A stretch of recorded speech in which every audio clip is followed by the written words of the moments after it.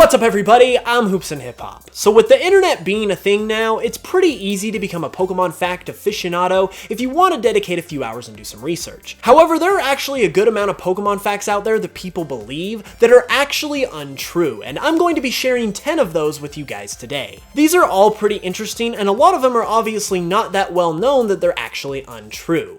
This will definitely be a test of your Pokemon knowledge, so without further ado, let's check it out.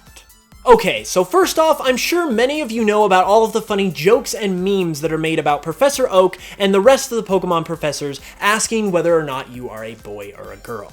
This is of course sort of an inside joke that references the fact that the professors at the beginning of each game ask you whether or not you're a boy or a girl so you can pick which gender you'd like to play in the game. And most famously, Professor Oak seems to be the butt of this joke most of the time as the person who really started it all. However, this is not the case because Professor Oak actually was not the first professor to ask whether or not you're a boy or a girl. It was actually Professor Birch. Now, while Pokemon Crystal was the very first Pokemon game to allow you to choose your gender, and Professor Oak was the professor to greet you at the beginning of that game, the game itself actually asks you in Pokemon Crystal whether or not you're a boy or a girl before you even see Professor Oak. So in reality, Professor Birch is the real first professor who actually asks you directly whether or not you're a boy or a girl. And Professor Oak didn't ask you that question until the remakes of Red and Blue, Fire Red and Leaf Green.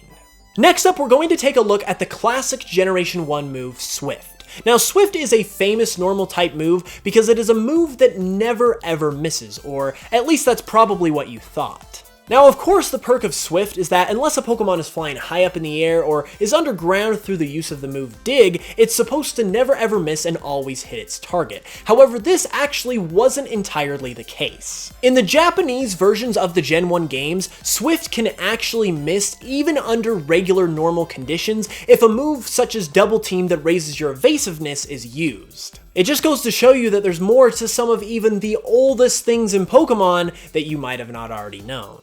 Now, number 3 is actually a huge misconception, so much so, in fact, that it actually started to turn into a fact in a lot of people's minds, including my own until just a couple years ago. This, of course, would be the misconception that Rock is strong against Electric, and that Rock is also immune to Electric-type attacks. Now, the fact of the matter is that Rock and Electric are actually neutral to each other. But the reason why so many people thought that Rock was strong against Electric, including myself, is that so many of the Kanto Rock-type Pokemon are actually Ground-type, which is immune to Electric, which gave off that false vision, if you will, that Rock was actually the type that was immune to Electric, and not the Ground-type. Also, if you were like myself and you played Pokemon Yellow as your first Pokemon game, you found out very quickly that you were not going to beat Brock with just your Pikachu, because pretty much every single one of Pikachu's moves either did very little damage, or in the case of those Electric-type moves, did nothing at all. And the fact that Brock was the Rock-type gym leader, and these Electric-type moves were not working on his Rock-type Pokemon obviously made our child minds think that Rock was immune to Electric. And this is a huge misconception that stayed with many of us even into our adult years.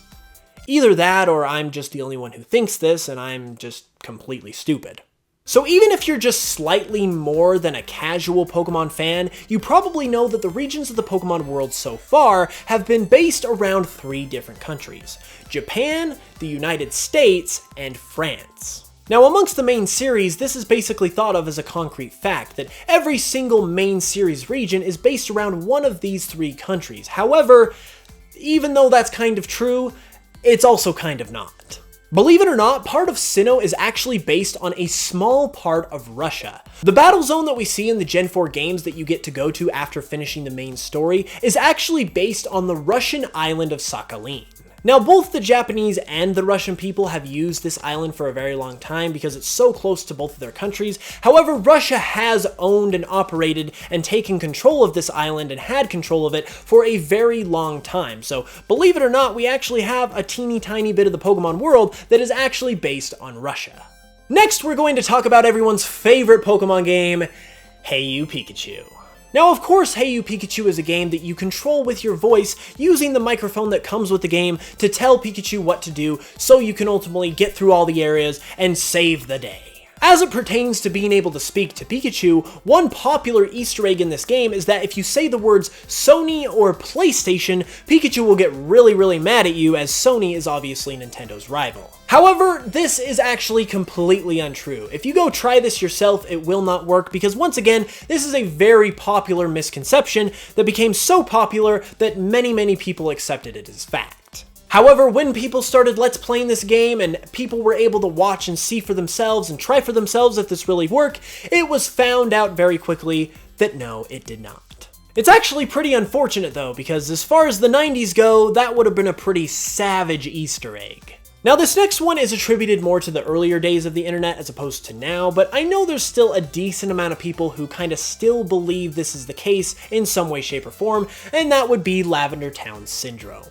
Of course, Lavender Town Syndrome is one of the most popular Pokemon stories on the internet, and of course the story goes that in the original Japanese copies of Pokemon Red and Green, the Lavender Town theme gave off a certain pitch or a certain vibe that children could hear but adults couldn't, and that made the children very sick and ultimately caused a lot of them to commit suicide. Now, if this sounds too good to be true, it's because it is. It's just a creepypasta and it's completely fabricated. But because of the intrigue and the popularity of this story, many people passed it off as fact, and people who like this kind of stuff, like myself for instance, ate it up and really thought it was true for a long time before they really had the chance to think for themselves. I mean, if we're being completely honest here, as recently as my first year of college, I actually went out and bought a copy of Pokemon Green in Japanese just so I could hear the Lavender Town theme for myself to see if it really was true or not that it sounded different. Now obviously it wasn't, but like I said, the intrigue of this story really made a lot of people believe it as fact, including myself, before they really got to think for themselves and realize how ridiculous the idea and the story actually was. Or maybe once again, I am just completely alone on this one, and I am very much less intelligent than I actually thought I was. Coming up next is actually the most recent untrue fact, and it's the thing that actually inspired this whole video, and that's that Pikachu, the mouse Pokemon, isn't actually based on a mouse at all. Like I said, it was revealed in a really recent interview by Atsuko Nishida, the person who designed Pikachu, that Pikachu is actually designed after a squirrel rather than a mouse. Nishida explains that at the time of designing Pikachu, she was really into squirrels, and so that's what she decided to base Pikachu off of. This can actually be seen in certain design aspects of Pikachu, such as its red cheeks. Pikachu uses its cheeks to store electricity, much like squirrels use their cheeks to store food and other items. Now ultimately, Pikachu was sort of rebranded, if you will, to be the mouse Pokemon, and further refinements were made to its design to reflect this, because it obviously isn't completely like a squirrel, but just to know that it originally, really and truly, at the beginning of it all, was based on a squirrel rather than a mouse, is pretty dang cool nonetheless. Another more recent one on this list comes from Pokemon X and Y, and that's the idea that tipping actually increases your chances of getting a shiny. Now, Pokemon X and Y actually offered this unique feature of being able to tip people when they offered services to you, and after this feature was discovered, it was put out into the internet by basically everyone that this increased your chances of getting a shiny if you tipped everyone and tipped them all well. But of course, this was just a huge misconception that was put out as fact, because all tipping really does is give you a medal on the Pokemon Global link, which is basically nothing anyway, so I can imagine why people thought that this might actually do something useful, like increase your odds for a shiny. Another untrue fact from the earlier days of Pokemon is the idea that Ken Sugimori designed every single one of the original 151 Pokemon. Of course, we know Ken Sugimori as the lead art director that has been around since the days of Red and Blue, but the idea that he designed every single one of the Kanto Pokemon is just completely false. Even during the earliest days of Game Freak, they did have an art team of Pokemon designers that helped carry the load for Sugimori, and this included Atsuko Nishida, the designer of Pikachu, Motofumi Fujiwara, and Shigeki Morimoto. Now, this team of art designers actually designed some of the coolest Kanto Pokemon, including Pikachu, as I said earlier, Raichu, Vaporeon, and courtesy of Shigeki Morimoto, Mew.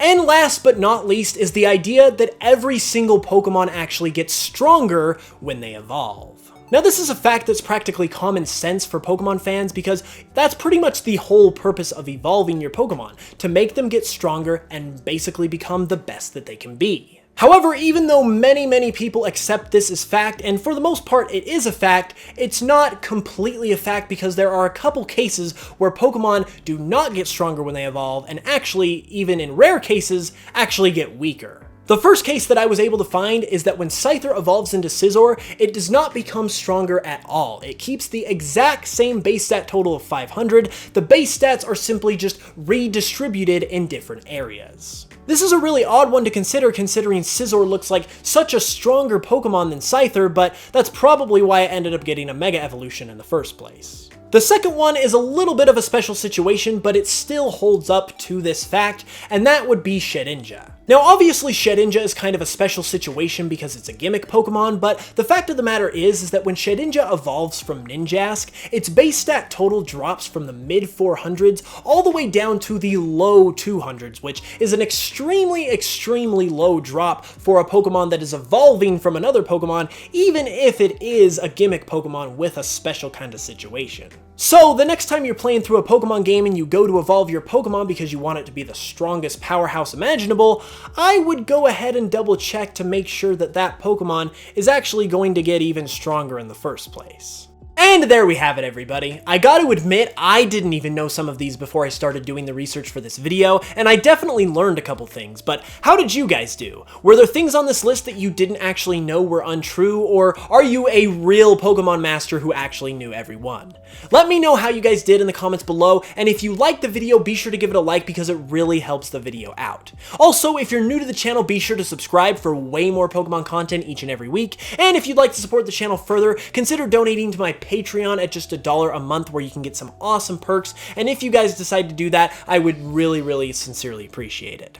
Anyways though, with all of that being said, I will be back with another video very soon, so until then, as always, I will smell you guys later.